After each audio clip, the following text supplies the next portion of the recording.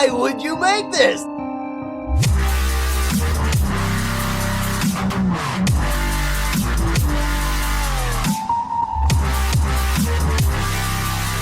Hello, everyone. Welcome and thank you for listening. This is Why Would You Make This? Season 3, The Asylum Years. The only podcast that hurts itself once a month and then acts surprised when the bruises show up, which, of course, makes you ask the question, why would you make this? I am Jimmy Time. I am joined by my co-hosts, Brother Skylar. How are you, sir? I'm a little sunburned, Oh, but yeah, I'm good. okay, good. We're also joined by J Delta Wagwan. Wagwan. I am somehow not sunburned. I don't know how that hasn't happened yet this summer. You know, you kind of looking in the chest a little bit, maybe. I don't know. Mhm. Well, anyway, so during Season 3, we are taking you through the National Wrestling Alliance total nonstop action weekly pay-per-view shows, now known as TNA, The Asylum Years. This is episode 18, originally broadcasted on October 23rd, 2002, live from Nashville, Tennessee at the Fairgrounds Coliseum, now known as the Indiana Farmers Coliseum, allegedly drawing an undisclosed amount of people in live attendance. But personally, it looked like they had, 300-400 people there. That's generous. Yeah. I would say 175, 200 people. I don't know. I know they didn't have the hard cam side backed out. That was pretty empty. Okay, yeah, then Oh, okay. I'll probably go with Brother It Skylar there. looked pretty empty. All right. It sounded pretty empty, too. Okay. Mm. So as per usual, episode 17 left us confused about the direction of the company and the motives of the characters. So let's try to explain why we are the way we are with our crazy past. Wait a minute. What happened that got you so crazy? All right, so first, of course, the women's division, originally inspired by Ron the Truth Killings, Miss TNA Bruce has issued a standing open challenge for $5,000 to any woman who can beat him for the crown of Miss TNA. So far, 4 women have challenged and failed, and since then, it seems as if Bruce has been re-inspired by Ron the Truth Killings and is now going after NASCAR drivers. Oh, this has to go somewhere. I sure hope it does. Yeah. Always following Ron the Truth Killings. All right, next in the tag division, 5 weeks later, Wildcat Chris Harris and Cowboy James Storm are still your NWA World Tag Team Champions, as well as being undefeated. Yeah, that's what I was going to add. Which, of course, brings us to many people seem to have a personal vendetta against Cowboy James Storm and Wildcat Chris Harris. And while we do not know why, it's pretty clear that the real issue with this tag team, both inside and outside of it, is that James Storm does not have a cowboy gimmick. He is a real cowboy. Recently emphasized by him getting louder and stronger sounding guns for his entrance. Maybe they're getting real. And then finally in the tag division, while it's not very clear what the B or G stand for, BG James has come to TNA to help his family and his friends. Next, the X division. After the latest X division ladder match, which was 2 weeks ago, Six-Pac is your new TNA X Division champion. I never knew Six-Pac was the X Division champion. I never would have guessed that. There's a vague part of my brain that remembers being in high school or whatever. It was like, oh yeah, hey, Six-Pac won the whatever title. Nope. I wonder if this is his last championship. Probably is. Maybe. Ever in his career. I bet he won some Oh, yeah. random, Indie thing. Yeah. indie title. That'd be my guess. ICW, Mid-Atlantic, Yeah. Cruiser, Tag. The Juggalo Championship Wrestling. Oh, yeah, that's more There likely. it Yeah. Okay, so next, Glory Hog, disrespectful pervert, or simple disagreement after 17 weeks. It was both clear and not clear what was going on between AJ Styles and Jerry Lynn, but now it seems as if Jerry Lynn has all those problems with Sonny Siaki instead of AJ Styles. After weeks and weeks of Siaki attacking Lynn and Lynn just kind of ignoring it. He kept interfering in his matches and cost him titles, and he'd be like, "You punk!" Anyway, AJ, oh, you over there. Because he's a punk. That's what punks do. He just brushed it off. Now he's a nuisance. So it goes punk, nuisance, Hooligan? Disrespectful pervert. Okay. There it is. And finally, in the X Division, Mortimer Plumtree has found 2 new X Division clients in Ace Steel and AJ Styles. Yeah, I got confused this week when he was like, "Oh yeah," he mentioned whatever his name is, that guy's faction. And I was like, his faction? How many people does he have? I forgot he had Ace Steel. It's the two of them, yeah. And then also, I believe last week they were that faction, if that's what we're calling Yeah, it, that's what Don West said. was standing next to, I can never tell anymore. I get them mixed up all the time. One of the Harrises, Ron Harris, Don Harris, I forget which one. They were standing next to them. The wrestler. so- The Nazi one. No, I think I'm gonna go with Brother Scholar. So the wrestler one. And the other one's the security guard. who's Yeah, really bad at his job. Yeah. Well, so is the other one because he keeps getting tag partners and beating them up. Yeah, and then they're just both- doesn't save them when he's No, right there it's- over them. yeah. What if they're building to the gimmick that they just realize they're working the wrong job? They switch the security. You know what? I'll try wrestling. They both just look at their name down. I'm not Ron. You're Ron. We've been going to the wrong. 17 weeks. We forgot our own names. We're walking around. Damn it. All right. Next is the World Division. Your NWA heavyweight champion, Ron the Truth Killings, is fighting against clear racial discrimination in the NWA TNA, and no one, including the audience, seems to care. Is he a face? Is he a heel? I never know. I don't know, man. Nothing about that has really changed since the 14th episode. Like, Yeah. that storyline's kind of deadish now. He's just a champion who's angry. Next. Oh, boy. Grandmaster. Jerry's kid. Not Jerry's kid. The puppet. The human yo-yo. The human hot dog. The unfocused Brian Lawler is heavily focused on getting revenge on anyone for anything. That is his gimmick. Yeah. Although also, maybe he might be abusing his girlfriend. No, he is. Oh, although also, maybe she might be manipulating him somehow. We haven't really figured out how yet, but maybe. That could be mutually abusive. This is Shamrock's sister, right? I forget. No. Is it? No, who is this? This I is. thought this was I forget who this is. Shamrock's sister. April? No, this is just some woman. Oh, okay. And also X-Pac might be sleeping with her, and somehow that makes all of this okay. Because he's the face, and everybody likes whatever the face does. Yeah. But if she is sleeping with Six-Pac, then that justifies Brian Christopher or Brian Lawler abusing her. No! That's what they're saying, yeah. That's Brian she was Lawler's punched position. into the arms of another man. Well, but if she went there, then it justifies the punching, is what they're saying in that analogy. Well, if you wouldn't have slept with him after I punched you, I wouldn't have punched you to begin with. But I knew if after I punched you, you'd run off with him. And if you wouldn't have done that, I wouldn't have punched you. And that's why I did it, just to prove it to you. That's what they're saying. Yeah, that's the Brian Lawler position. I'm not. Yeah. Well, I don't know if that's the Brian Lawler position, but that's the commentary position. That's the commentary Yeah, position. that's the commentary saying. Someone check on Mike Tenay's wife. Oh, is that why Bruce keeps talking about his wife? He's the only one checking in? Yeah. And he's like, you leave her alone! I take good care of her! Meanwhile, Honey, if you I please swear to come out. God, I'll take real good care of you if you raise your... All right.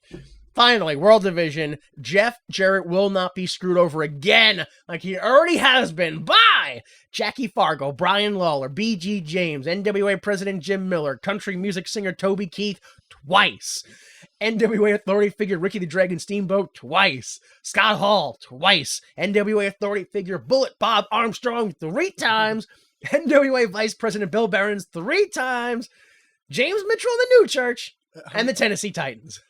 That's a lot to add at the end. Yo. What's that, 18 times he's been Dude. screwed? 18 screws-ins. This is episode, what, 18. 17? 18? Every time he's been screwed! But to be clear, though, he hasn't been screwed for like the last 3 or 4 episodes. He got screwed a lot in the first couple episodes. Like multiple episodes, people would screw him over. The whole Tennessee Titans came down and beat him up. Yeah, well, no, they didn't come down. They jumped over the rail. They just started to punch him in the gut. Like actually beating the shit Yeah, out of they him. held him back. Yeah. They're like 3 times stronger than he His was. Yeah. feet weren't on the ground. Jumped out of their sandals and beat that small man. I've never seen him more legit scared in my Yeah, life. he was terrified. He's a face. Well, maybe, because also, allegedly, he may have attempted to kill Oh, allegedly. Jackie Fargo, Jim Miller, Todd Stone, Bullet Bob Armstrong, B.G. James, Bill Barons twice, Scott Hall twice, and the entire NWA TNA security team several times. And isn't it amazing that this liberal media of yours always forgets to mention that he heroically saved the lives of all those fans when he stopped an armed gunman? Yeah, we don't consider that a murder, so we don't mention it. Okay. He didn't. Puppet didn't murder anybody. Jeff Jarrett didn't murder Puppet, so. Well, Yeah, thank goodness he could have. Yeah. Jeff Jarrett stopped him. Jeff Jarrett was a hero, and you never acknowledge that. In that He small deserves the window, title. yeah. That small 15-minute window. Remember when that guy was on a rampage, killing babies? He knocked that one baby out of the street, and it didn't get run over. He was a hero for 4 seconds. Like, No one wants to talk about that. nobody talks about when he saved that baby during the rampage. He saved that baby by throwing it out the window onto a pillow. Unlike all the other babies that he threw out onto the Yeah. window just onto the street. He saved her from the fire, and sure, he set that building on fire, but... Okay, we're gonna jump to dark matches next. Dark matches. You either know these people or you don't. Don't even ask. So we had the Ballard brothers, who beat Tony Strandlin and Todd Sexton.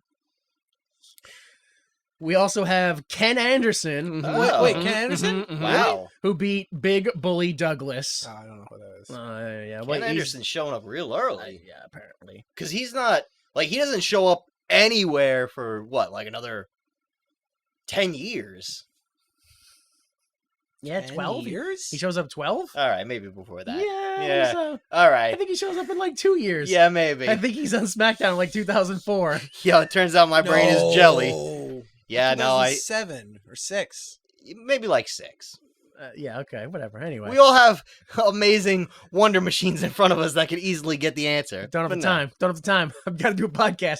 Also, finally in the dark matches was the tag team of Total Destruction with the strange people named Rusty Riddle and Sean Royal, Okay. who beat Rain Man and Murder One. Those are names. Yeah. Yo. That sounds Rain Man. Rain Man and Murder One. And obviously, when I think Rain Man, I think the Tom Cruise film. That's the Sean Penn film. All right. I don't think any of you know who anyone is. I know who Ken Anderson is.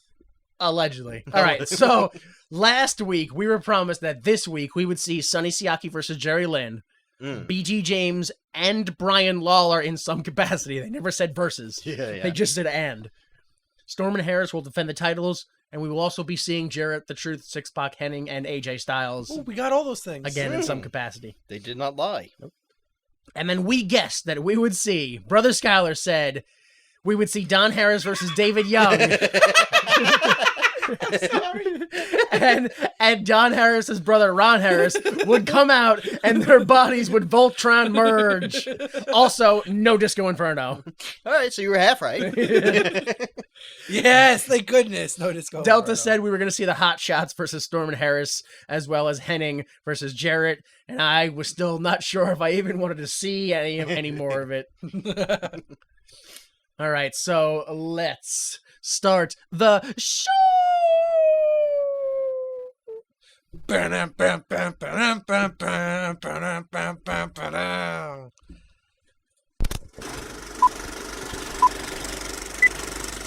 All right, so Mike Tenay welcomes us to the show as we scan crowd signs.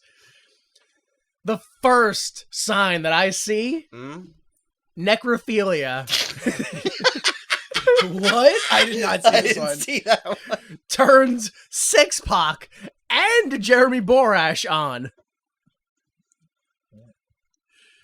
Why those two people specifically? Yeah.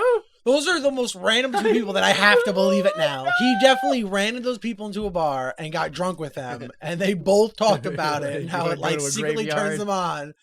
And that fan never forgot it and wrote it on a sign. Oh man. Jeremy Borash and Six Pac. Yeah. Why them? Necrophilia turns Six Pac and Jeremy Borash on. I don't know. Okay. Another sign I saw was some may like it raw, but I like mine nonstop. Hey. Sign I saw that was so like generic. It seemed like the company handed it out. It just said, "I love the X Division" in big black bold letters. Yeah, those were handed out. Especially that hot shot sign I see like every week. I know. And then I don't know if you noticed this, Brother Skylar, but they zoomed in on one of the signs. It was an orange sign with bold black letters that said, "Get it, got it good." I think I know what you're gonna say. Quality stenciling.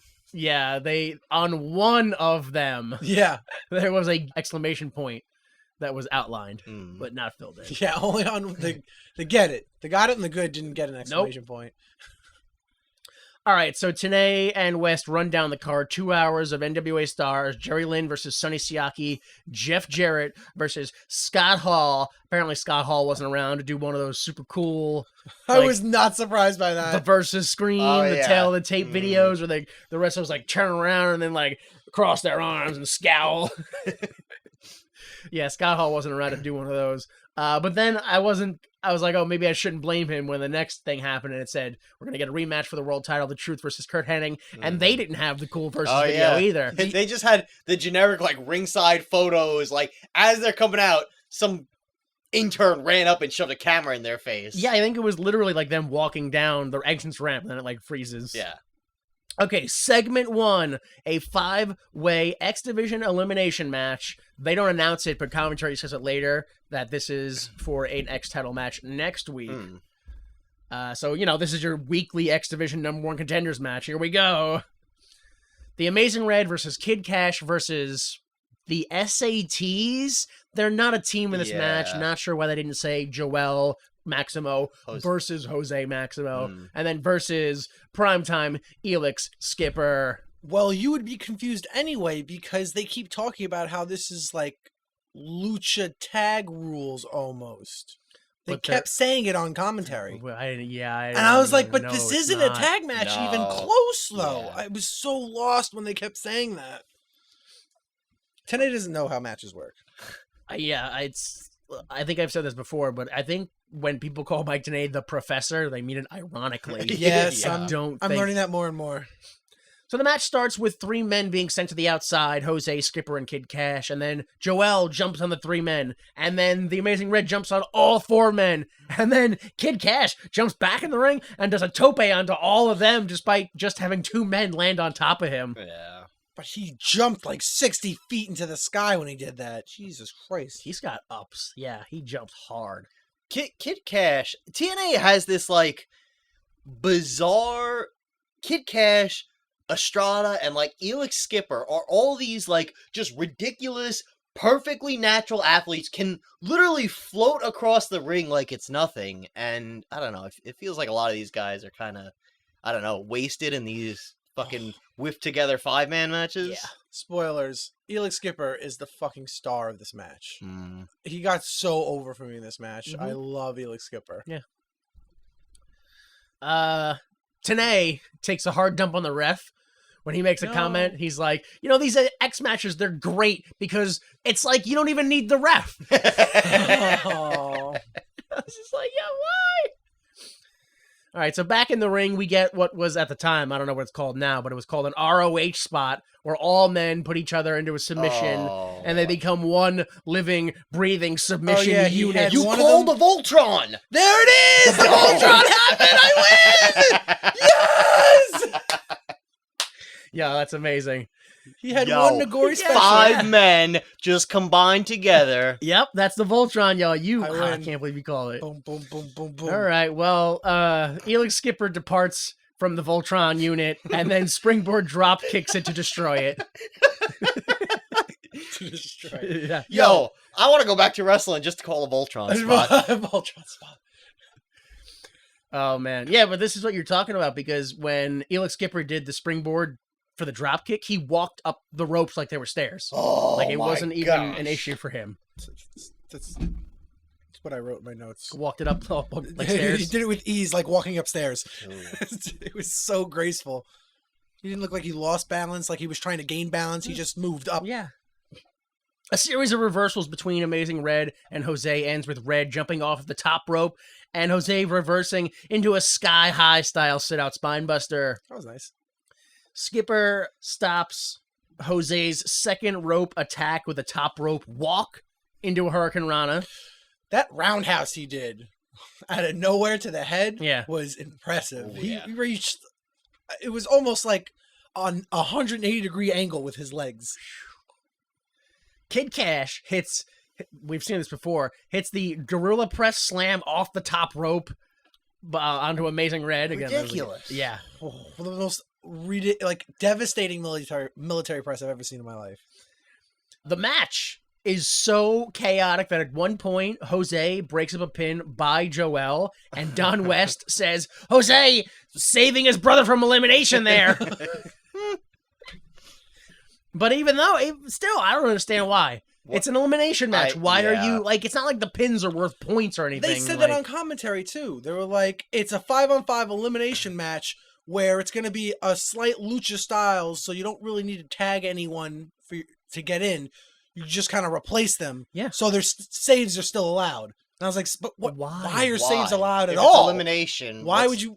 Yeah, this is just sloppy stuff that at this point, like, Kid Cash should know better. Like, all these guys should know better, but Yeah. it was a different time. I guess, yeah.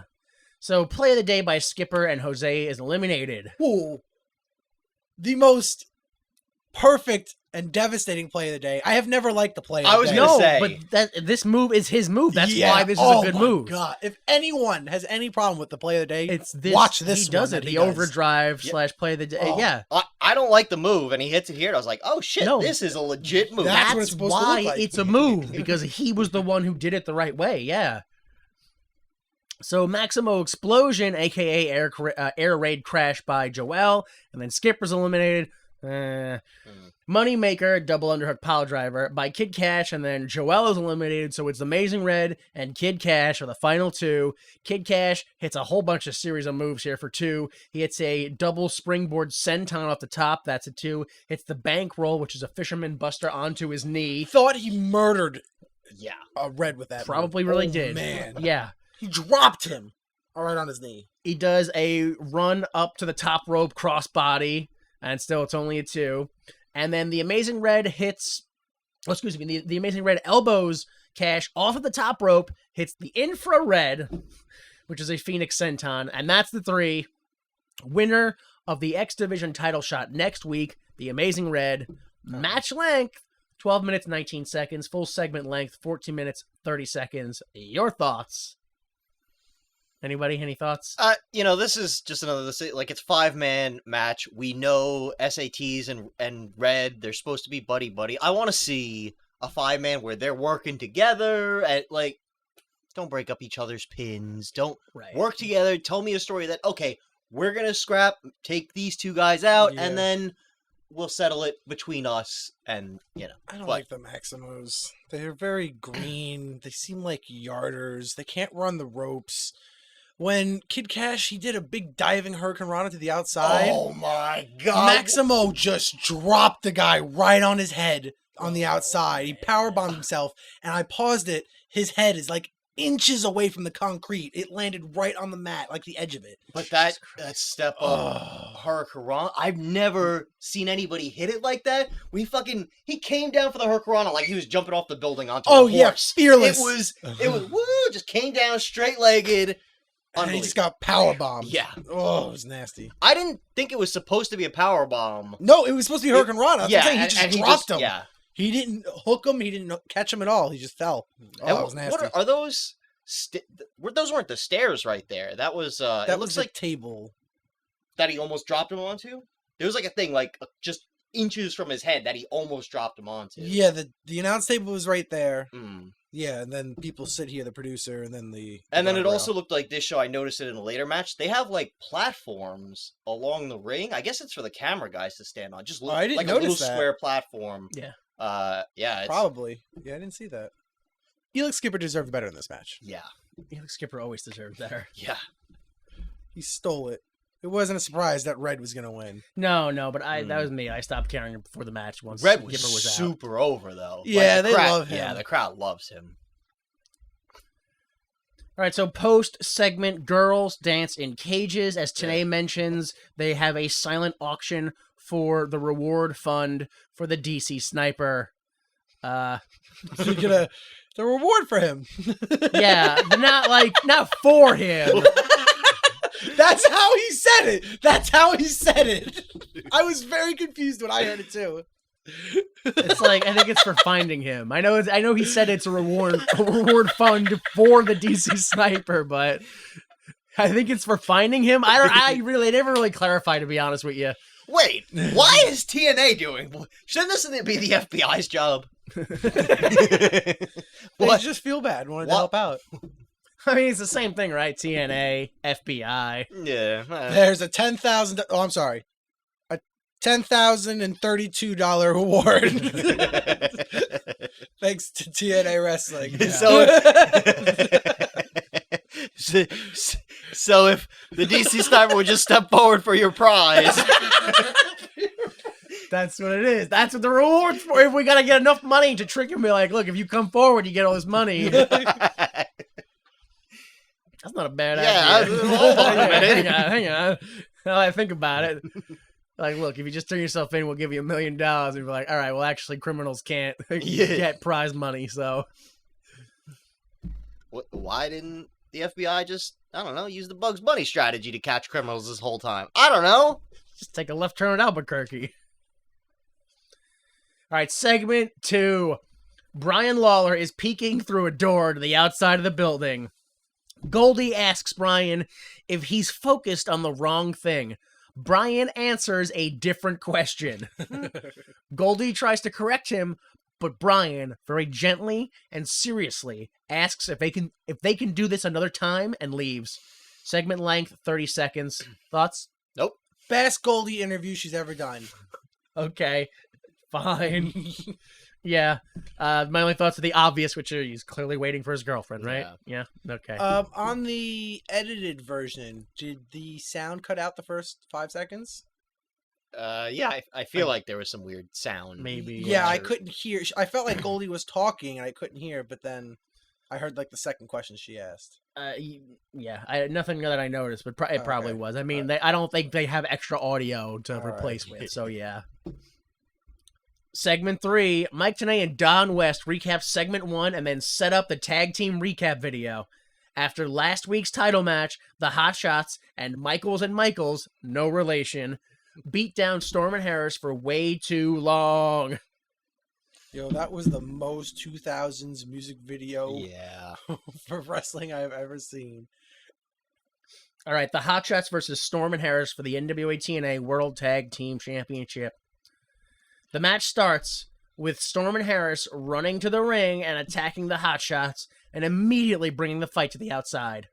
The camera focuses mainly on Storm hitting Chase with a leather belt and using the guardrail. Chris Harris throws Tiny, the timekeeper, out of the way for no understandable reason. Just walks over to him, tosses him out of the chair, and then walks away from the chair. Wow, I don't understand why he did it. Tiny. Yeah. Back in the ring, Storm and Harris double team one of the Hot Shots. I say it that way because I swear to you, at one point, Tenay calls one of the Hot Shots Chase Stevens, and then immediately after that, Don West calls the other Hot Shot Chase Stevens, and neither of them correct either of each other. So I don't know which one's which right now. Oh boy. Well, the actual Hot Shot, it's Chase Stevens and Stevens Chase, right? That's the team. What? No. I thought this was Michaels and Michaels. No, No, that's the Michaels brothers, no relation that you're thinking of. All right, so eventually Storm gets the hot tag and makes the Hot Shots look silly. Just smack him around until he gets dumped out of the ring. Harris goes for the catatonic, but Stevens hits the super kick, and then the other one, so O'Reilly, gets a 2-count pin. Stevens, again, on the top rope, gets pushed off by Harris, and then Storm hits the 8-second ride, Which is an awesome move. It's a swinging air raid crash into a flatliner. Yo. And that gets the 3 winners and still the tag team champions and undefeated, Storm and Harris. Video recap, 48 seconds. Match length, 7 minutes and 24 seconds. Full segment length, 10 minutes, 30 seconds. Your thoughts?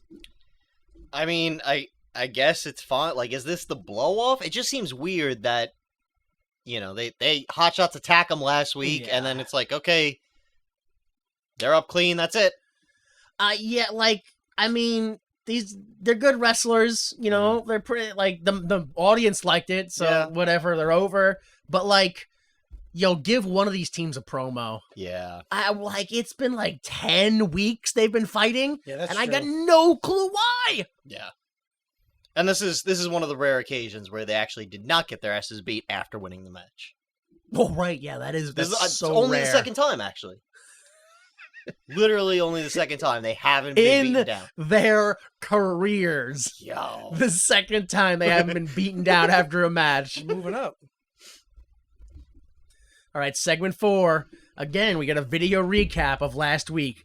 Sonny Siaki says Siaki is life. And Jerry Lynn says Siaki needs a reality check. The two fight, and Siaki focuses on Lynn's knee, but Lynn has guts and spirit and heart and all that jazz. Also, Sonny Siaki is a top. He starts at the top, he finishes at the top. He might switch in the middle, but that doesn't matter. The top thing is the top. That's just how it is. All right, so we get a promo. Goldilocks is with Jerry Lynn. She asks if his knee is 100%. He says, maybe it isn't, but I don't know. That's what wrestlers do, right? There's no off season. No one's going to get the rub from old Jerry Lynn. This is the cannibal dog business. And then right as Lynn leaves, Brian Lawler leans his face into the camera lens and asks if we've seen April anywhere, but you can't hear him at all. Not even a little bit. This was Blair Witch style. Just really close. Of course, Goldilocks is upset and disgusted with the whole thing. Of course. I thought it was funny. Jerry Lynn, he literally recycles the same line twice in this. He's like, wrestlers, doesn't matter if you're hurt, you just got to keep plugging away. And Goldie's like, yeah, but don't you think that's stupid? You just, don't wait another week to heal up. He's like, well, wrestlers, we just got to keep plugging away. Yeah, I was like, what does that mean? Well, wrestlers, we just got to keep plugging away. Well, it's because Sonny Siaki is a top. So he just keeps plugging away. Plugging away. I wish I could have one storyline with Jerry Lynn that didn't clearly involve sexual intercourse. Because every single one of them has so far. Plugging away. Plugging away. Just plugging away. Taking the ribs. Look, my knee may hurt, but baby, I'm going to be plugging away all night. And you're going to know what respect is. All right, so Sonny Siaki versus Jerry Lynn in a grudge match. They announce it that way. I'm just telling you what they said, brother. All right. The match starts with Lynn running to the ring and pulling Siaki to the outside. Oh, another start with a brawl on the outside. Okay. Yeah. Tossing him. Well, this one, he tosses him over the guardrail and he knocks a fan over.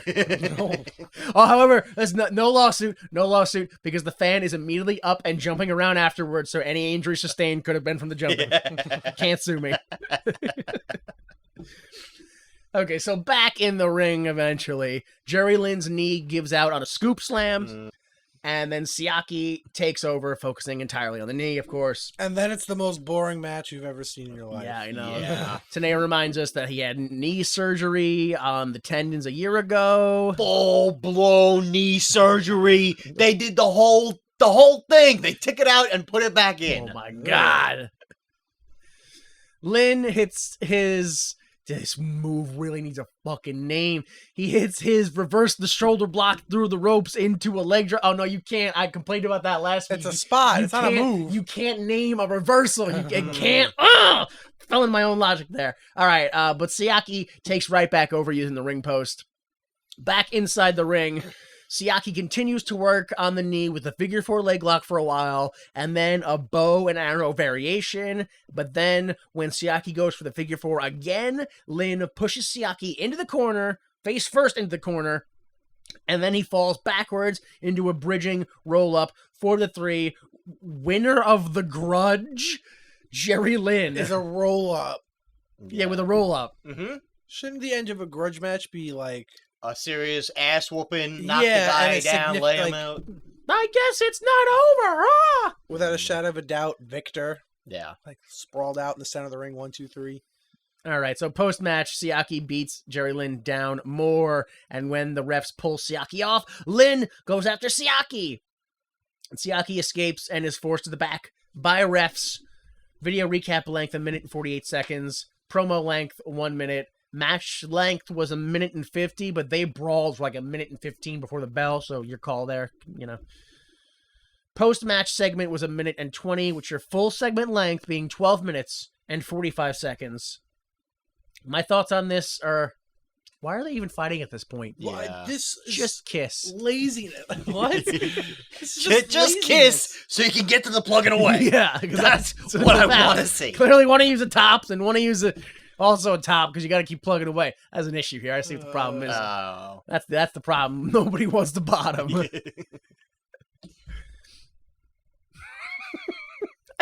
I saw that once when I worked at a game bar. Two dudes were like, "Hey, what's going on? What's going on? Yeah, hey, yeah. Are you a top? Yeah. Oh, me too. Oh, all right. All right then. Well, see you later." Oh! It's like that was awkward. Oh, Mm. thought you'd just be gay and just fucking no. There's No. rules. There's rules to the rules. Is awful.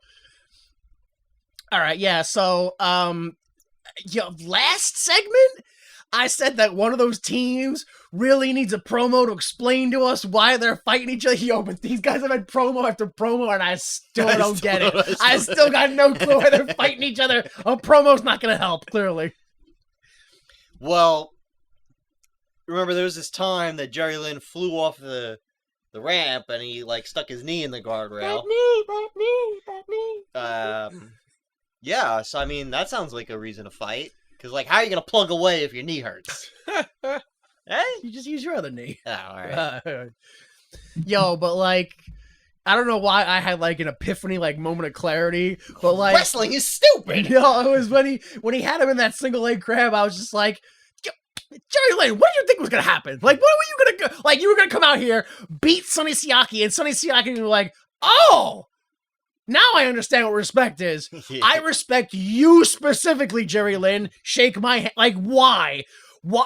We've already seen weeks of Sonny Siaki come out and tell us himself, listen, I understand that Jorge Estrada and Jimmy Yang are great wrestlers. They are. But they're not Sonny Siaki. Yeah. And that's the problem. They gotta go. So, like, what, like... He's an idiot. What did Jerry Lynn think he was gonna do? Like, did he think that he was gonna beat Sonny Siaki into being a team player? Turns out, Like, against his will. when you spend your life on the road living off peanut butter and jelly sandwiches, that's not enough nutrition to actually really get your brain running at 100%. Ain't that the truth?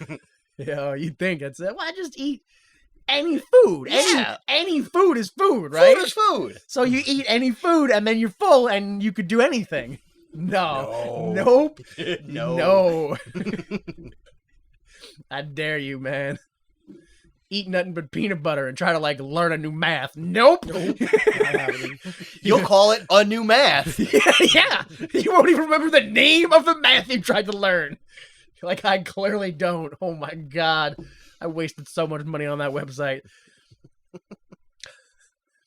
Post segment, there's girls dancing in cages. We get that on our version, Delta, but every single one of those is cut and goes longer on the pay-per-view version. Okay.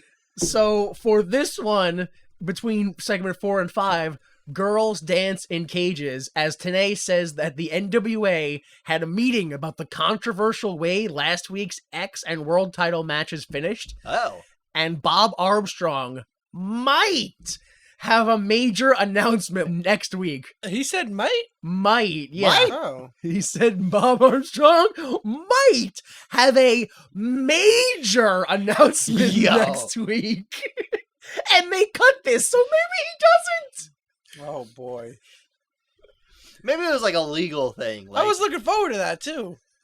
I Damn don't it. know, I like don't maybe you know. can't advertise a card that might happen. We might have an incredible match next week with all kinds of stars and everything. We might show up and find out. No refunds. Card subject to change. All right, so segment 5, once again. We got a video recap of last week. Hennig says he can hold a belt in the future. The Truth says he's the suntan Superman. Hennig says he's gonna knock ass. They fight. What? Hey, baby, it don't matter if you're plugging away, knocking ass or topping. Wrestling's wrestling. Oh my god, this really is TNA. So they fight, and the ref goes down, and Mr. Wrestling 3 enters, and it's a whole kerfuffle. Yeah. For a minute, like, Kurt Hennig fights him, but then Mr. Wrestling 3 fights some other people. Yeah. So the referee starts the match, and the Truth attacks TNA officials. Bob Armstrong says the title can be lost in a countout. Doesn't matter. Jeff Jarrett low blows Hennig behind the ref's back, and the Truth retains. So Jeremy Borash introduces Kurt Hennig and BG James. Please welcome to the ring. Before they can even talk, like when they're still walking down the ramp, you can hear like people talking on some clearly open mic backstage. I was trying to listen to that. And I'm almost like right before they start to talk, you can hear, I'm pretty sure, Jeff Jarrett say, all right, we're good. We're good to go. Yeah, I think they were going over what they were going to talk about, probably. Yeah. So on the mic, Kurt Hennig says, I'm so sorry. This whole promo is nonsense. I hate it. It is pure I know. nonsense. He did I'm sorry. whole big line before he came out here. Yeah, this dude was out of it. He's Deep Space Hennig, man. Kurt Hennig says a lot of people tried to be like me. Like DDP. Remember that loser? He calls him a mark. You remember that mark? Oh, shit. Jeff Jarrett, you're another one who tried to steal Hennig's style. Remember when I beat you up when you were younger? Yeah, you're a Kurt Hennig wannabe. What? How does that prove anything? This was the part. He doesn't say these dates, but I include them to help you understand. Remember in 1998 when I started the West Texas Rednecks? And then all of a sudden in 1993, you are a country music singer, Jared? Coincidence? I think not. Yo, I couldn't understand.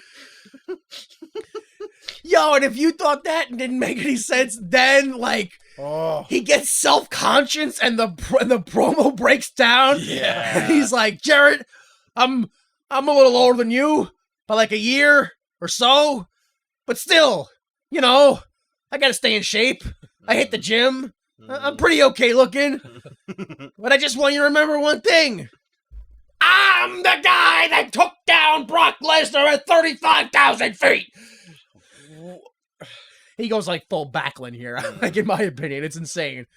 So Jarrett, next week, me versus you, because remember, my new tagline is clearly, I'm the guy that took down Brock Lesnar at 35,000 feet.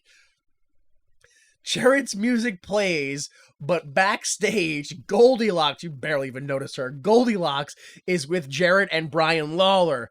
Brian won't go out to fight because he has to wait for April. Jarrett says, screw you, and walks away. BG James raps a promo saying, we're fighting tonight, lonely Brian Lawler. Great, another name I gotta add. Yeah. Get it, got it, good. That's the end of the promo. Recap length, 2 minutes and 10 seconds. First promo length, 2 minutes and 38 seconds. That Goldie segment was 19 seconds. That second rap promo was 45 seconds. The full segment being 7 minutes and 42 seconds.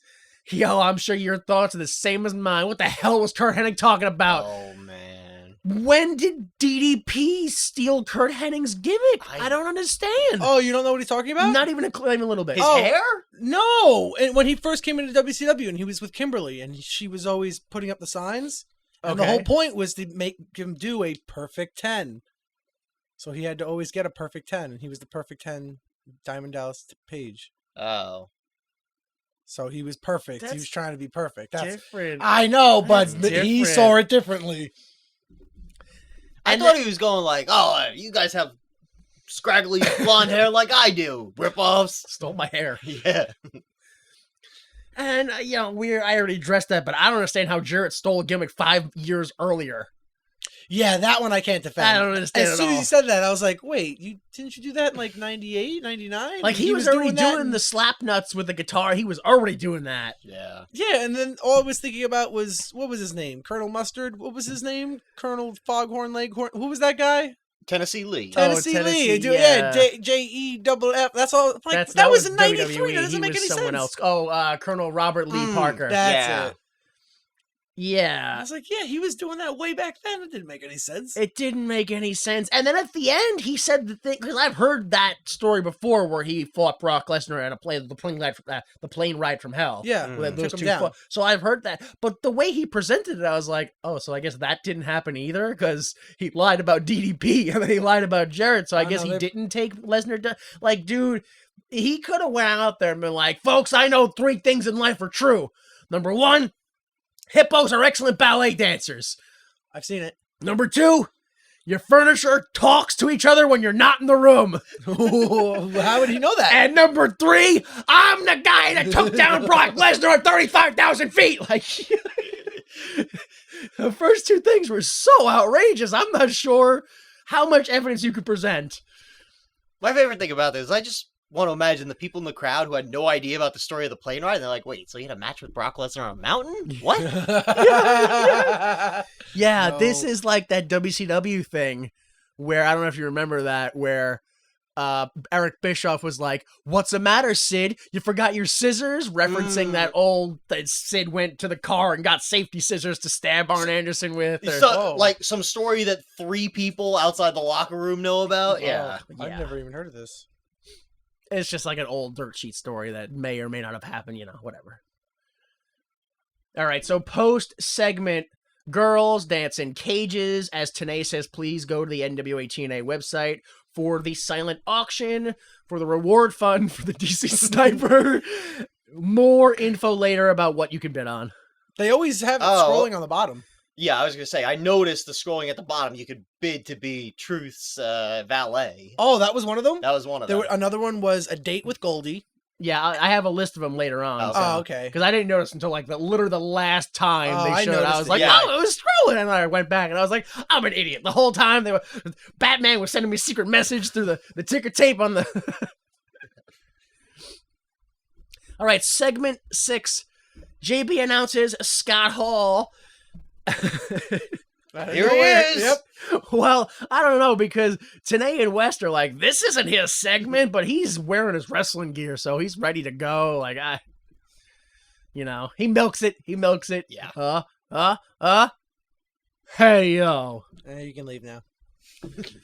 Hall stumbles through the one line he has to say. He didn't say it. He didn't stumble through it. He just skipped it because he couldn't say it. Yeah. And then he calls out Jarrett by saying, and I'm quoting here, I'm gonna do what I want, and I want you. Doesn't matter if we're plugging away, topping, Doing what we want. or doing what we want. So Jarrett comes out and the match starts. And of course, the match starts with Hall smacking Jarrett around the ring.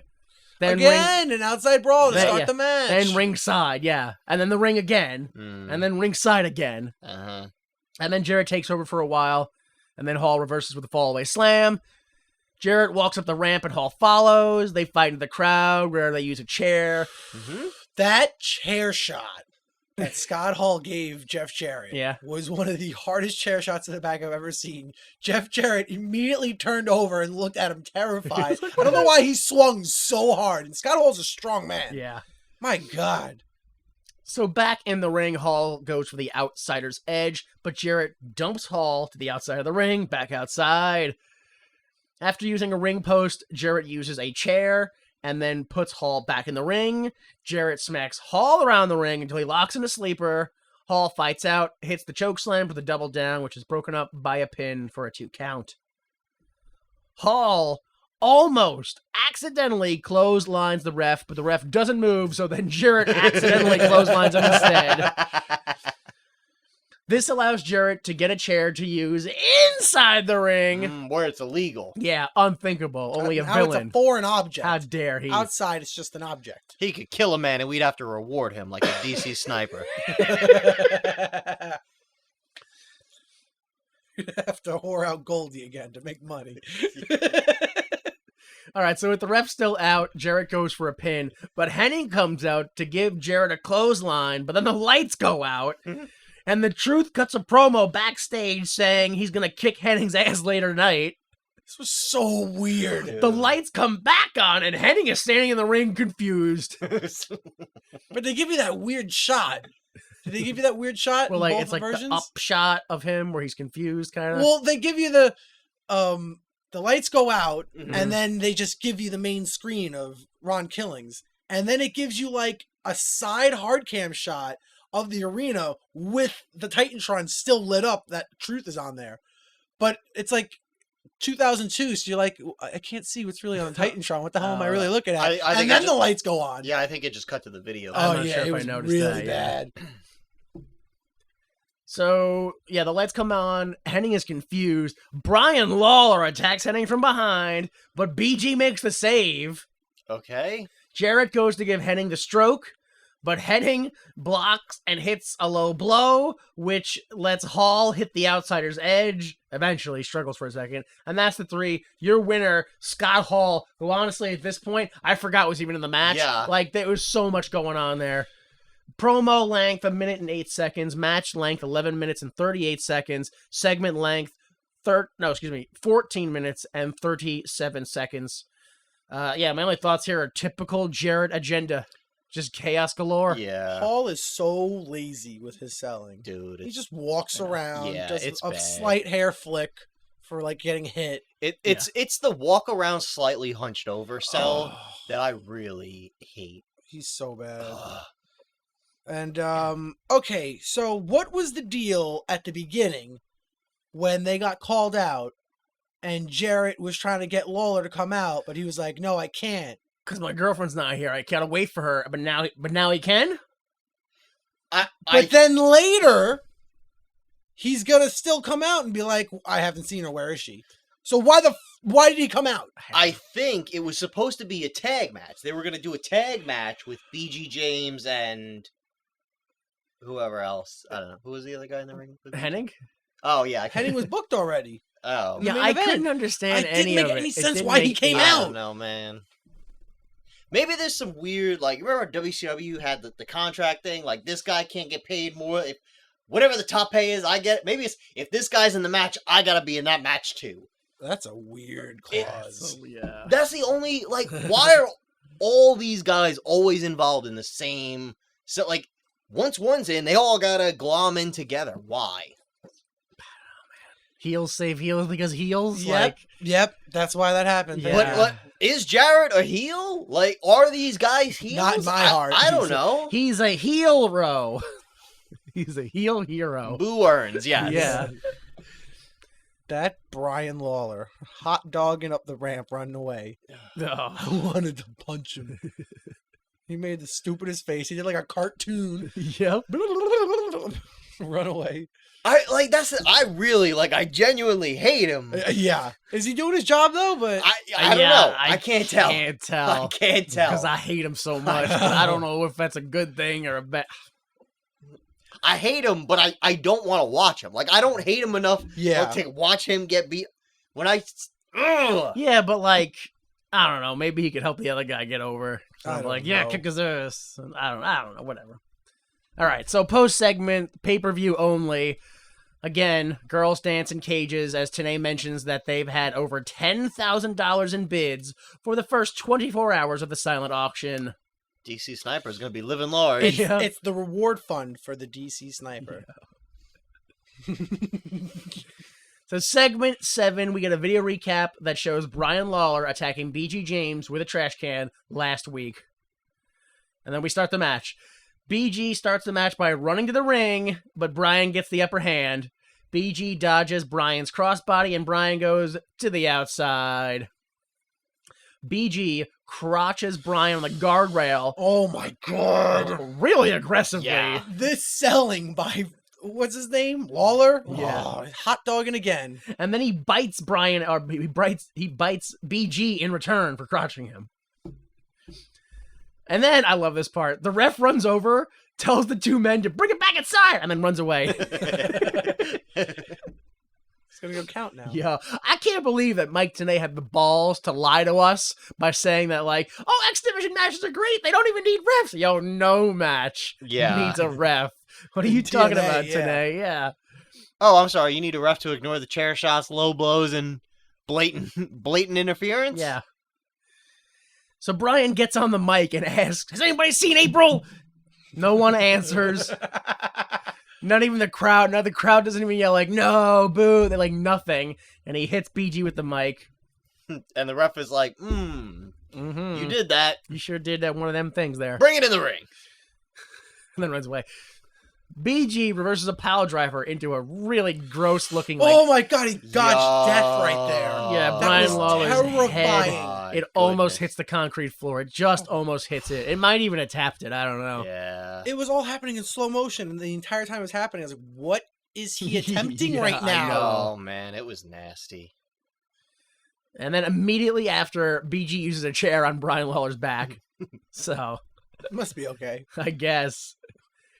Yo! Once again, Brian Lawler Yes, I know you're already tries to take a chair from that same Yep. black woman in the crowd who absolutely refuses to give her chair to Brian Lawler and attempts other fans to stop them from giving his chair and tries to stop Brian Lawler from taking other chairs.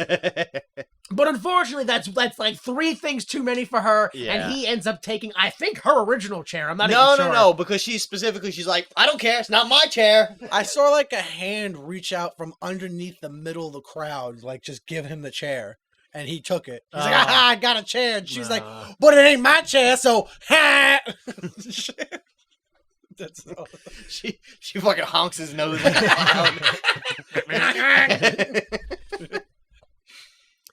crowd. However, though, once Brian does successfully get a chair, he begins mocking the woman, and this allows BG to grab the chair from him and use it on Brian. Damn him. Is he doing his job right? I can't tell, I know. So finally, back in the ring, BG hits half of his shake, rattle, and roll, followed by a big boot, and then goes for the pump handle, but Brian reverses it into a super kick. Not sure if I just said Brian twice. They both are named Brian. I can't tell what words I'm saying anymore.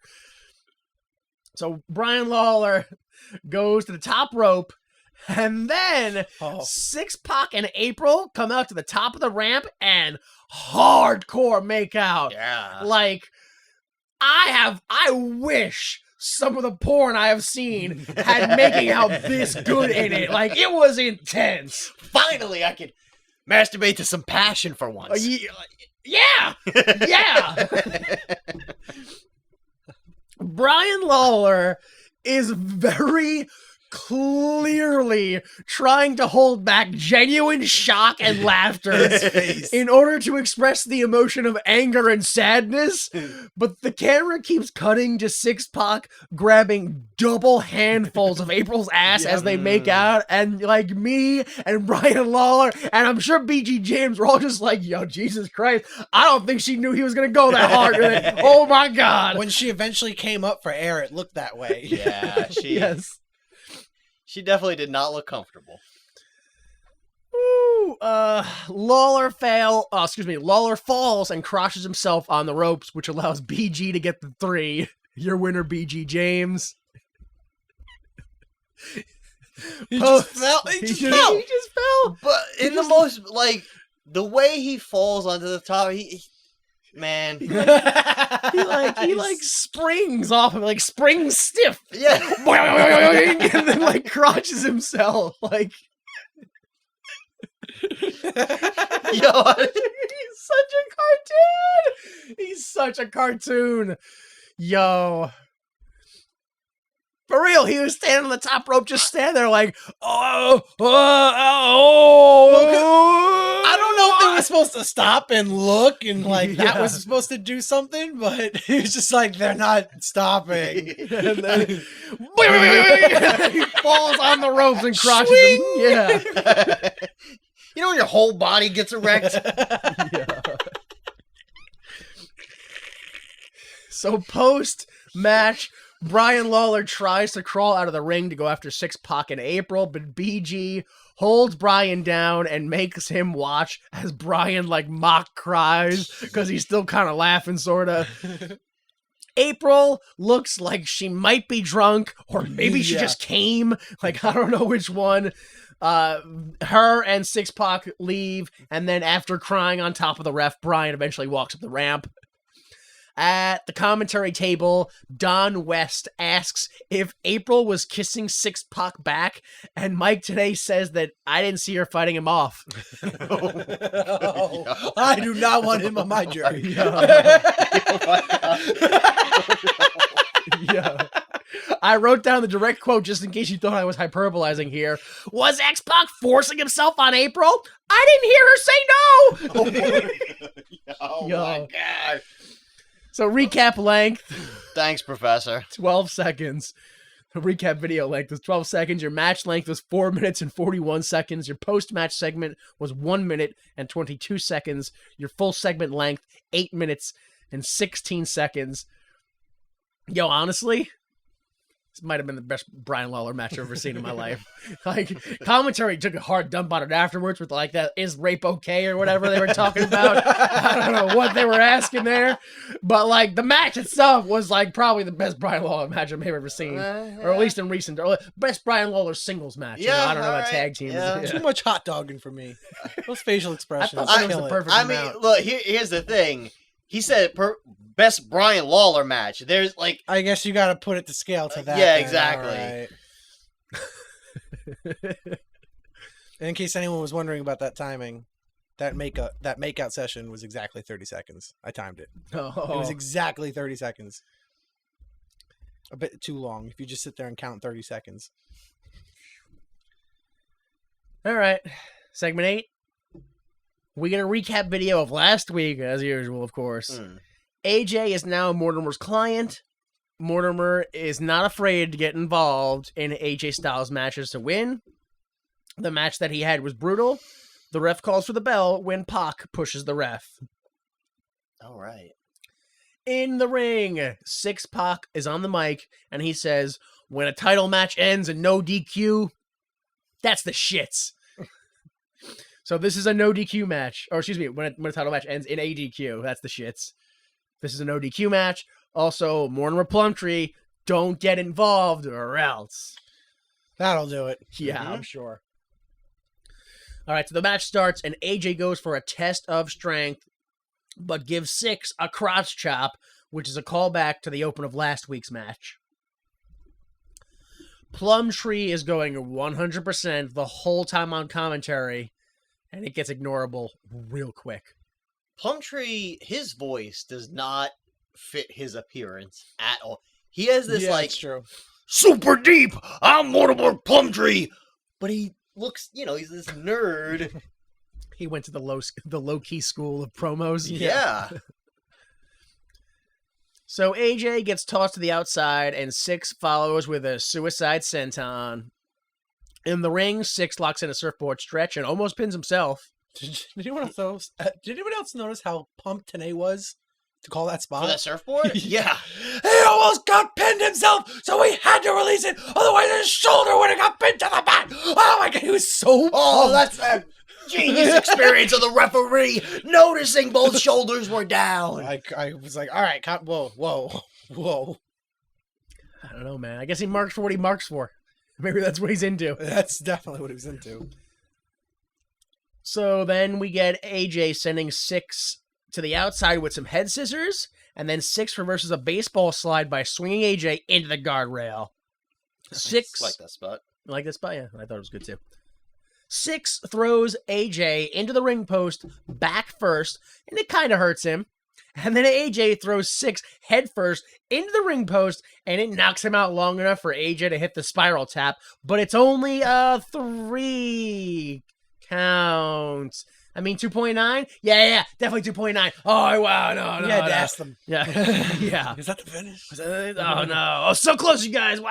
Oh, so close. Yo, he fucked X-Pac up on that spiral It tap. looked like his calf landed across his face. Oh, no. When they show the footage, they cut it from a different angle, and you could see its ass right on the that's chest. what it is? Ass on the chest. That probably knocked the wind out of Six Yeah, Pac it didn't so look like bad. he was trying to kick out too hard. Yeah. He was just still kind of, he was still rolling over in pain. You know when you get punched in the chest and your heart stops for a second? You know when you eat nachos and your heart stops for a second? I can relate to that one. Oh, I don't know about the other one. So standing surfboard by AJ, but Six fights out, and then AJ hits his signature springboard reverse DDT. Oh, beautiful one. yeah. Only a 2 count, though, for the pin. So Six fires up, hits the Bronco Buster, but AJ powerbombs Six as he celebrates. And that power bomb, I'm pretty sure, is what originally breaks the ring for the night. If Oh. anyone else notices, and he's squeaking and creaking why the ring sounds so loud, no. Yeah. it's because of that power bomb snapped something underneath. Oh, all right. So AJ flips through for a bridging pin, but then Six bridges out of that pin and hits the X Factor. But then Mortimer Plumtree pulls the ref out of the ring mid-pin. So Six pulls Mortimer up onto the apron, Whoa. and then Six dodges, and AJ hits Mortimer. And then, of course, the two men get a series of 2 counts for a while, because that's not the end of the match. They actually keep going. And this leads to AJ grabbing a Styles Clash, but Six grabs the bottom rope so he can't hit it. And then Brian Lawler runs out, hits Six Pac with, I guess, a beer can of some sort, allowing AJ to hit the Styles Clash for the 3, your winner and new NWA TNA X Division champion, AJ Styles. Why a beer can? I don't know. Because he was just drinking away his emotions from watching. I know this says more probably about me than it does the show, but I'm so used to them spoon feeding us every part of the show that they give us that when Brian Lawler came out and hit Six Pac with the can, and they were just like, oh, that Brian Lawler. And that was the end of it. They didn't say, and because he kissed his girlfriend. For a second, I was like, why the hell is Brian Lawler? Why is Lawler- I was like, all right, this segment I literally just saw. They've dumbed you down. Yo. So, post-match, Six raises AJ's hand, and AJ sneakily hands Brian Lawler the title. I like that. I love that spot.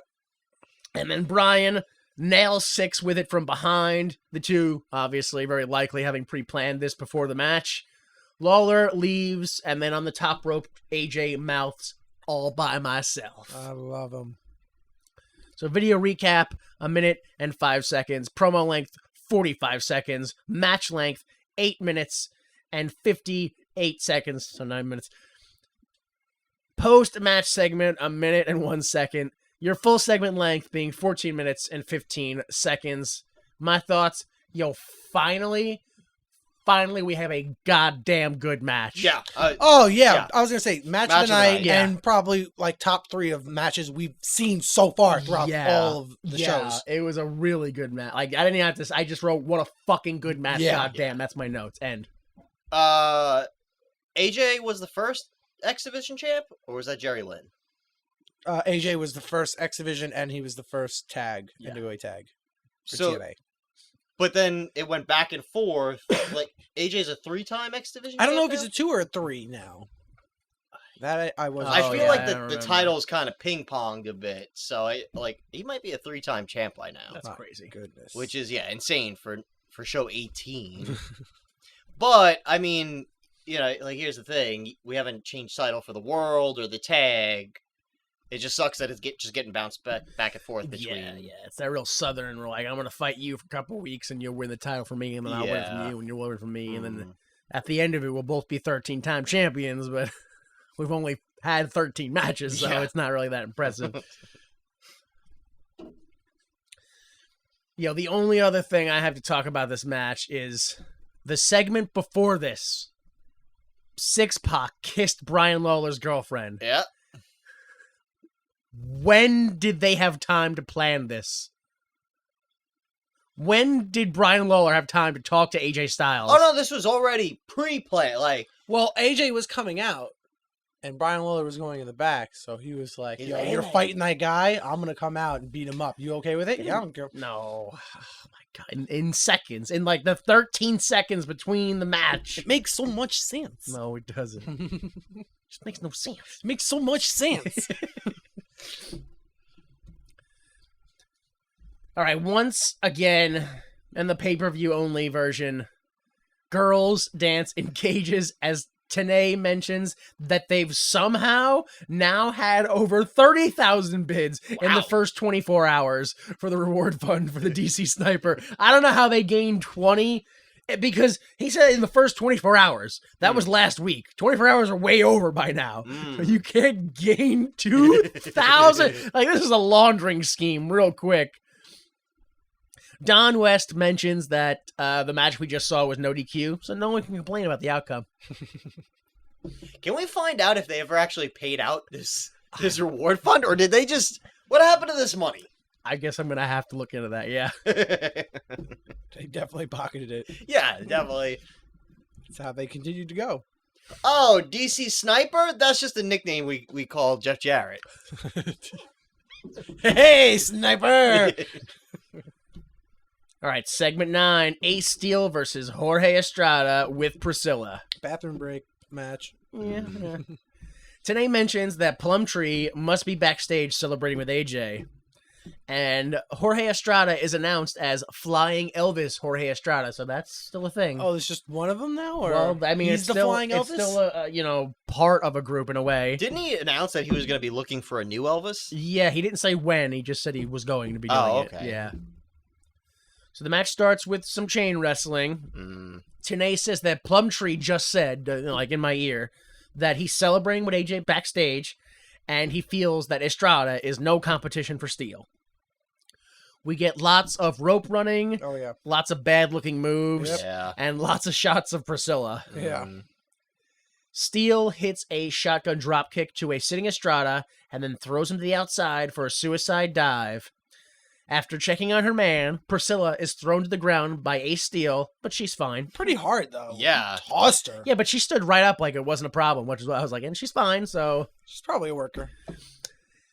Ace, I think this is one of the ones that was like a former Jerry Lawler girlfriend or something. Ace Steel hits a superplex for a 2 count, and the crowd is kind of into it, sort of. Priscilla grabs Steel's foot on the Irish whip, which distracts Steel and lets Estrada get the sunset flip for the 3. Your winner, Jorge Estrada. Post-match, Mortimer Plumtree runs out and yells at Steel, and then Priscilla. Steel attacks Estrada, and Priscilla jumps on Plumtree's back. Plumtree flips her off of his back and grabs her by the hair until refs drag the heels into the back. Your match length was 6 minutes and 26 seconds. Your post-match segment was 1 minute and 10 seconds. Your full segment length being 8 minutes and 48 seconds.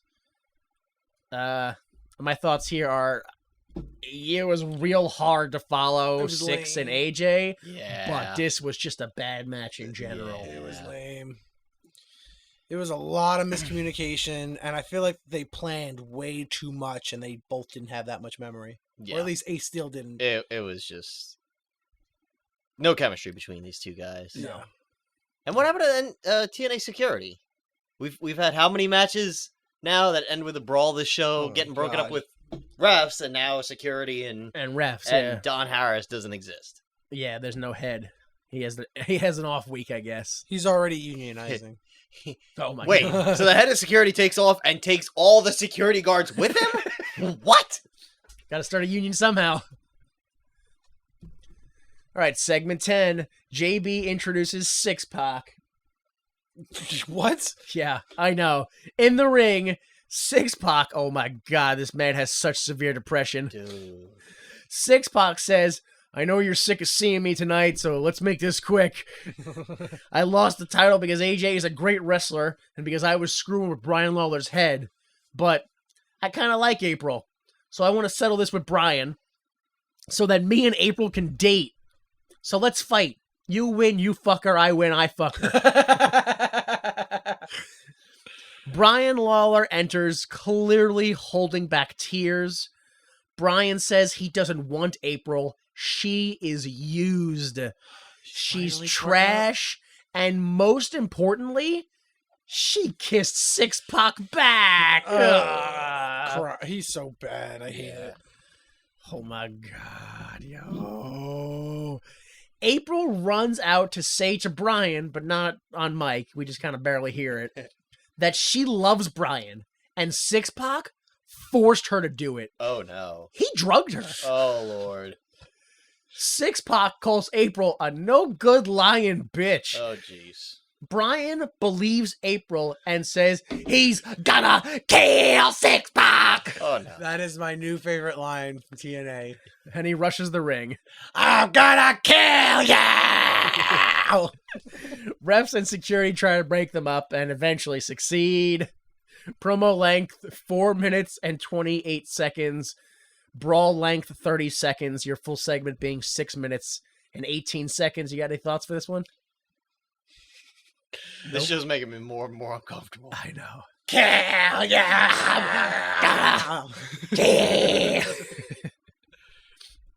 Well, that was his reasoning. Yeah. Well, if she loves me, then I'm gonna kill you. That's all he needed. Oh, well. Tell me you won't kill for love. So, post segment, this is again pay-per-view only. Girls dance in cages as TNA tells us about a race that Hermie Sadler and the NWA TNA car will be in. Together. Yeah. He's running by side. Who will win? Hermie Sadler or the NWA TNA car? Oh, yeah, car? I'd like to see you run a race without a driver. First, he was a race car driver. Then he was a wrestler. Now, he's a race car. Oh my God. So also check out the auction on the website. They list some of the potential auction items. They literally they say them out loud, which is a night as commentator with TNA and West. Mm-hmm. Does this ever happen? We'll see, I guess. I don't know. Look, they don't say on Impact. It could be on Explosion, like, you know, like Dark match only. A Day on the Water with Jeff Jarrett, which is what was one of the things that was scrolling earlier. What? Yeah. A Day on the Water? Yeah, the commentators specifically say jet skiing with Jeff Jarrett. Wow, okay. But earlier when it was scrolling, like they list some of the things that you can get, it said A Day on the Water with Jeff Jarrett. We also have Take On Mortimer Plumtree, whatever Take On means. Take on me. No, copyright. And then also Ring Announce with JB. Again, I don't know where or when, but he'll be standing next to you when you do it. Yeah. And then, as I stated earlier, scrolling on the bottom are the tour dates, but right before the tour dates, we have things like bid on a chance to spend a day as Vince Russo's assistant. So Yeah. he's there? Oh. Yeah, he's very much there, yeah. Also, a night with TNA's Goldie, and then I believe you said a night as... Valet for killings. yeah, the Truth's Valet, yeah. Yeah, so they're listing some stuff. I don't know who wins this, or when, or what, or when we see it, or... But honestly, this company's so small, I wouldn't be surprised if all this stuff definitely happened on, like, the TNA pay-per-views. Like, the shows. next week, we're going to have some random announcer, some yokel on commentary. Like, I know they're doing house shows because we see them, but I would believe on TNA, not on the house shows, yeah. Okay. I hope we cut next week in the middle of a match or right after a match to Jeff Jarrett jet skiing with some random... I thought you were going to go a different way with that. You're like, I hope we cut from a match. Like, they come in, like, right before the announcement, you just see, like, a fan getting dragged away because he started shouting, like, anti-Semitic stuff instead of just doing the announcements. And this next match, it weighs in at one fall, and it proves that all the bones were placed in the earth by the Jews. There's no dinosaurs! There's no dinosaurs! They aren't real! They can't hide the truth! They can't hide the truth! It must be happening! You're just like, oh my god, like, we'll never do this again. Oh, there's not many dinosaurs! It's from Sasquatches! It's Sasquatch blood! They're harvesting them in the mountain in Washington. In the Washington mountains, you'll see it. Okay, all right. Segment 11. It's time for Don West Super Pitch. Mike Tenay reminds us that Henning and the Truth is still to come, but you know what time it is. Next week, we're going to see Jorge. That's right, Jorge Estrada and Priscilla versus Mortimer Plumtree and Ace Steel. What? No. We're also going to see Storm and Harris defend their titles. We will see Six Pac versus Lawler for April. I want an April on a pole match. Oh, no! We're going to see the Amazing Red versus AJ Styles for the X title. All right. And then also either Jeff Jarrett versus Kurt Hennig or The Truth versus Scott Hall. One of those matches will be for the NWA title, depending on how this match ends this week. Oh, because those matches are booked. Yeah, those matches will happen. We won't know. And then whoever's the champion will just defend their title next week. Oh, I'm talking to Don West right now. Yeah. Consider buying baseball cards. They're very cheap. They are an investment, folks. Go to the website. And then Tenay says, it's main event time. Let's go to JB. Segment length was 1 minute and 8 seconds. Thoughts? It was so good. No, whatever. Man. Yeah, whatever. Okay. All right. It is time for the main event, which means that it's time for the best hour. Our favorite hour? Our favorite hour. The Troy McClure Hour. Oh, hello there. I'm Troy McClure. You may remember me from such unconventional fight preparation videos as Kicking and Screaming, Defense Against Toddlers, Steak Knives and Octopi, Brawling in a Japanese Restaurant, or The Gentleman's Guide to Fencing on a Biplane. Today, we're here to talk about hand-to-hand combat between 30,000 and 40,000 feet above sea level. Steak Knives and Occupy. I like that one. Yeah. All right. I looked ahead, did the main event math. Yo, I got to talk about Henning's entire WWF career right now in order for us to hear about his whole career before he's gone. Oh. I mean, nothing at all. He's here for stay. He just signed a contract and everything. Oh, good. So Kurt Hennig, we already know this part. He began wrestling in 1980 under the name Cool Kurt Hennig for the AWA. He later became a top star with Scott Hall, wrestling with the winning the AWA World Tag Team titles. He eventually broke away from Scott and became the AWA World Heavyweight Champion, and also joined the Diamond Exchange, led by DDP himself, Diamond Dallas Page. That Mark. Hey, wait a minute. He knows all of them. Oh, wait a minute. What, is everybody in wrestling secretly friends or something?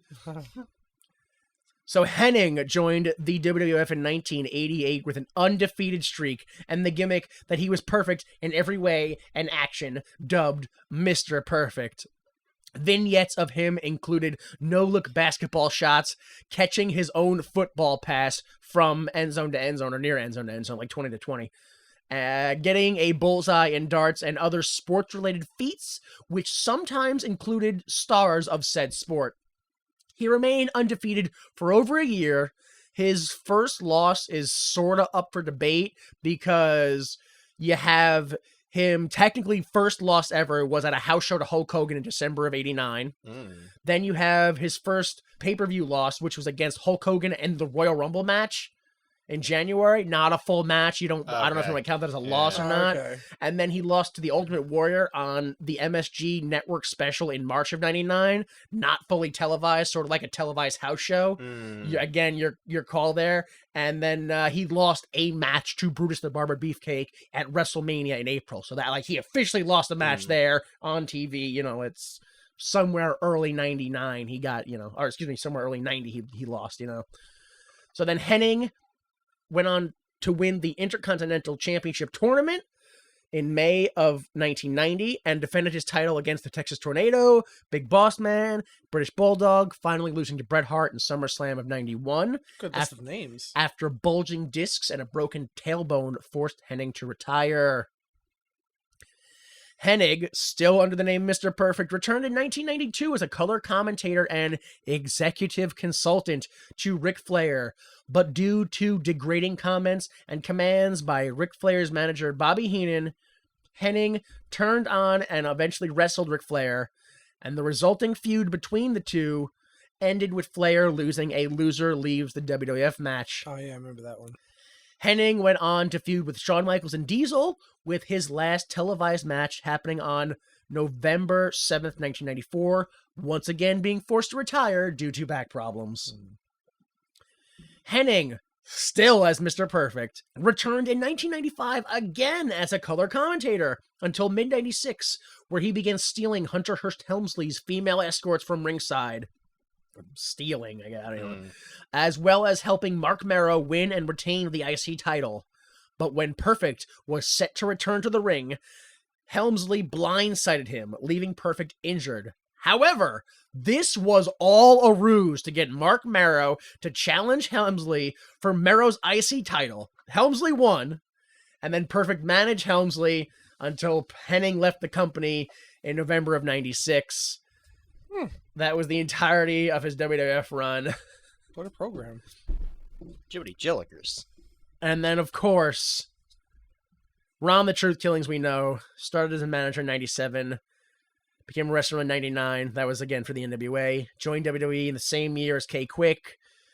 Started a tag team with Road Dogg in 2000 on the main roster. Road Dogg was suspended in 2001. K-Quick went to the hardcore division, won the title twice, and then was demoted and eventually released in 2002. All right, so segment 12. The Truth versus Curt Hennig for the NWA Heavyweight title. The tail of the tape flashes on screen, and Tenay says, "There it is," and doesn't read any of it. He wants to go home. He's tired. Read it yourself, jerks. Yeah. Well, you see the info.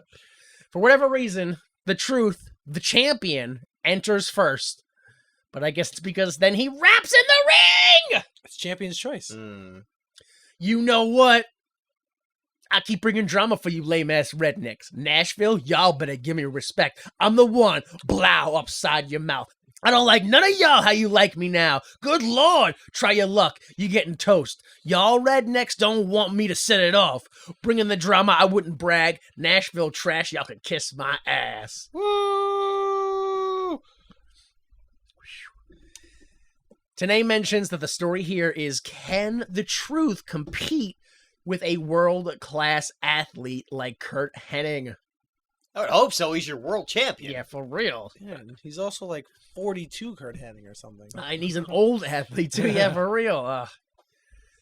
Okay, so the match starts with Hennig running to the ring, throwing his towel in the Truth's face, blindsiding him for the tax, ending with his signature neck snap, and then bringing it to the outside. Outside of the ring, we get back and forth. The Truth uses a ring post and a cable.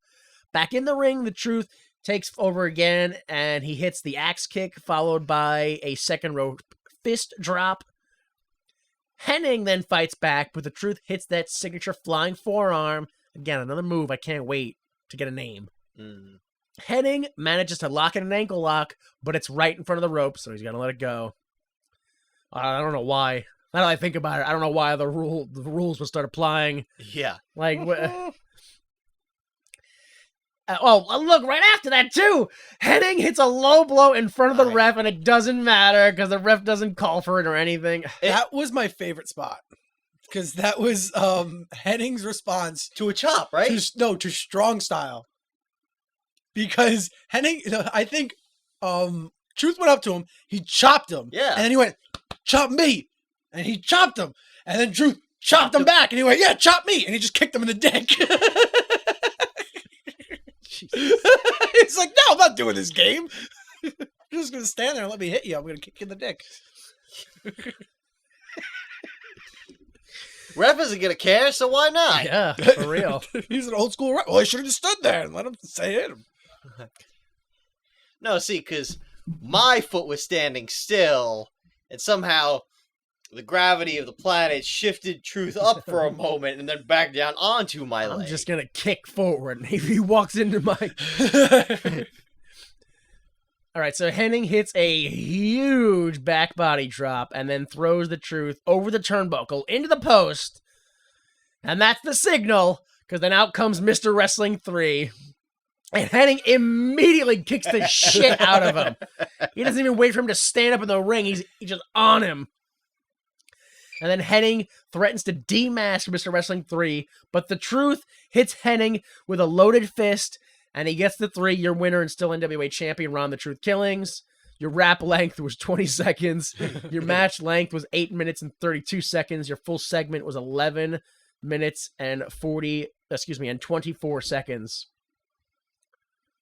Thoughts here? I don't know. Good match, weird ending. It was an alright match. Yeah. Yeah. It wasn't really good. It was kind of boring. I don't want to see Kurt Hennig wrestle anymore. Yeah. Ooh. Yeah. Yo, they just gave him so much money to stick around. Oh no. He could train. Yeah, so what, the hell's going on now? Because this started out with Mr. Wrestling 3 attacking the Truth, and now the Truth just used Mr. Wrestling 3 to his advantage. Oh yeah. So I don't really understand Oh yeah. what that was about. Oh yeah. Well, no, this. It wasn't planned that way, though. He got into the No, ring and he but- just started beating him up. Yeah. And then because he was distracted, I guess. Yeah, maybe it's still safe. But what is Maybe it's still safe. what's Mr. Wrestling 3's plan? Because last week he tried to do the same thing, come out and attack Truth. and he Bra- walked past Hennig, I'm pretty sure, and just kept Yeah. punching Truth. Well, no, but last week Hennig did the same thing. Was like, "Who are you? I'm gonna punch you." Yeah. Yeah, again, another storyline that I just don't really understand where they're going with it, and I'm not 100% interested, so it's kind of just confusing and alienating. And Wouldn't it have been smarter if he just came out and just kept taking down R-Truth, whatever his name is, Ron Killings? Because since he's the man who took down Brock Lesnar, shouldn't he just been doing takedowns and wrestling holds? oh yeah, that should have been his gimmick, huh? What a waste. What a waste. All right, so I guess it just kind of ends right there because I don't have anything else written down. Yeah. Post show, once again, the new church music plays, and we see the words appear: "Evil knows no bounds. Evil never will rest. Evil returns." 10:30:02, which is next week. Finally. And it's again a 28-second segment. Bell to bell to bell to bell to bell to bell to bell to bell to bell to bell. Hour and 5 minutes and 48 seconds of wrestling on this Whoa! hour, 53-minute Okay. and 6-second long show, or hour 56. Yeah, it was 56 minute for if- me. That's Yeah, a, it's 57 basically. that's a with surprising amount of unedited. wrestling. Yeah, it felt wrestling heavy, honestly. Yeah. I didn't feel like they went backstage a lot, too. Whenever they had, segments, it was in the ring. Yeah, Yeah. they didn't have 6 promos spin into each other like they usually do. Well, they had the Jerry Lynn promo and Brian Lawler Brian came in. Lawler. Hello, Yeah. where's April? Do you know where I live? Help me, please. I'm so lost. Oh, man. Yo. Show thoughts here. I can't believe that, except for the X Division matches, the two of them, every single match started with the second person running to the ring, attacking their opponent before the bell, and then bringing them to the outside. Yeah. Face or heel, didn't matter. Yeah. Both the second person did that in every match that wasn't an X Division match. And I don't know, because watching the show, I was kind of just but then writing it down, I'm like, yo, and then this dumbass segment in 1 pace off in 8. Yeah, this is so stupid. I love it. I'm having fun writing it, but watching it, I'm like, nah. It should have been a book.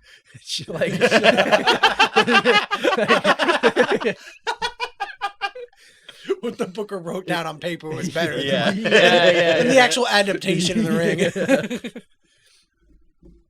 ring.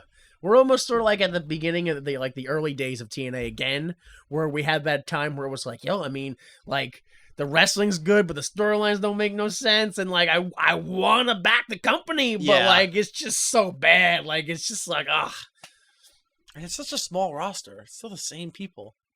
I mean, Yeah. that I think is the biggest thing. We're seeing it's the same guys doing the same thing. We're not mixing it up. Like, I get we have an X division, but okay, maybe when it's not an X division title match, maybe have an X division guy, I don't know, fight a not X division guy. Yeah, right? I don't know. You have the Maximos and you have tag team titles who don't have anyone to really I fight know, anymore. yeah. Why don't you put the Maximos in a match? Never For the seen tag them in a team tag titles. match. Yeah. Yeah, they haven't tagged in a while. It's stupid.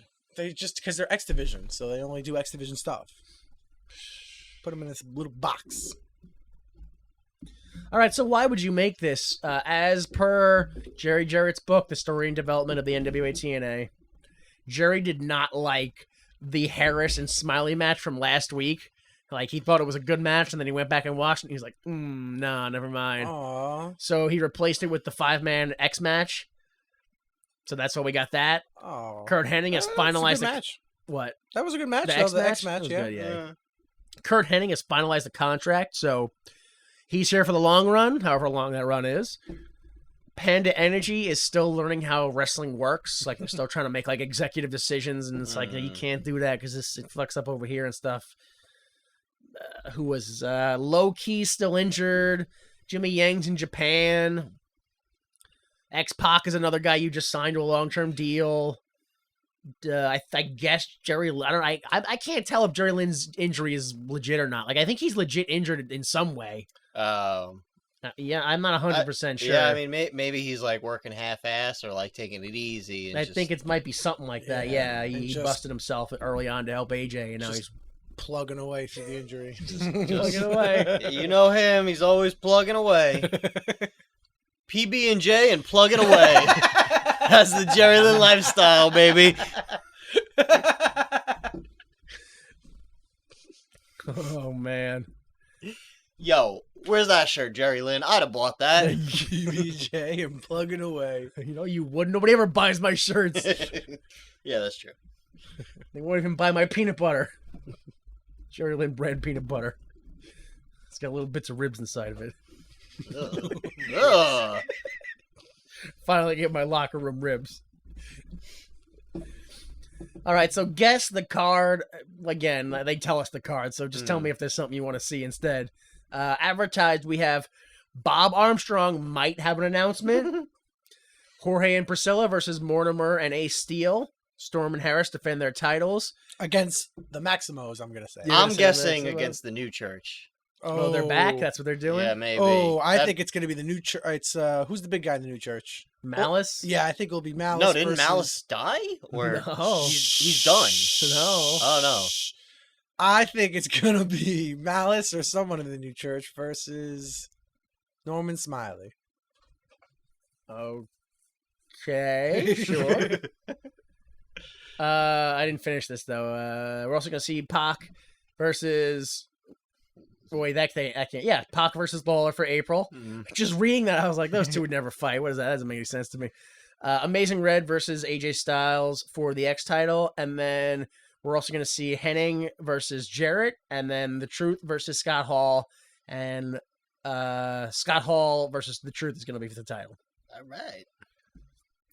Sounds like we actually know the entire card Yeah, going in. 100%. Yeah, I Well, don't think they're gonna add Like 90-95%. Yeah. Because Storm and Harris are defending their titles. Oh yeah, true. So that's like And the only thing we don't really know. they're probably gonna shove an X title, like a random X match in there too. Again, Oh, just Yeah, like what is a- that? 1, 2, 3, 4, 5, 6 matches. So yeah, Yeah. they could maybe throw another Yeah, match in there. squeeze in Norman Smiley getting attacked by Malice. and- Yeah, see? why? I didn't book the show, but Listen, I called the Voltron spot, so He I did know good. what's happening. I mean that's the thing. This guy called Voltron. He called 5 men assembling into a single unit, and he was right. Yeah. All right. I guess he knows the most about TNA. That's the way it is. What a great thing to know. How TNA works. All right. Will Voltron return next week? Tune in to find out on the Asylum years. Yo, yeah, so I don't know. Maybe someone will Voltron merge. I don't know. Maybe it'll be Priscilla and Jorge this time. It could be anyone. It could be any wrestlers. Yeah, so please join us for that. If you enjoyed the show, consider giving us a like or a 5-star review or whatever it is that gives us validation on the internet these days. Share us with your friends as usual, please. That's really the only way anyone hears about anything these days. Although, maybe we should make the show worse because people tend to just share horrible news. So maybe the show needs to be worse. Subscribe to the YouTube, Me Need a Money. Look for the Patreon as a way to say thanks for the show if you like it.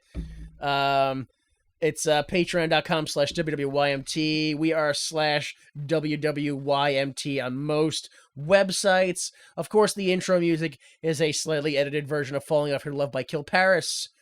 And for Brother Skylar, who is currently playing with a Luke Skywalker action figure that I recently bought. And for Jay Delta, who desperately wants to play with it himself. I am Jimmy Time. Please remember that without the mistakes of others, we'd be forced to endure the pain of failure ourselves. Support the arts. The preceding recording is for entertainment purposes only, and the views expressed in this podcast do not necessarily represent the views of Why Would You Make This, its owners, employees, or associates.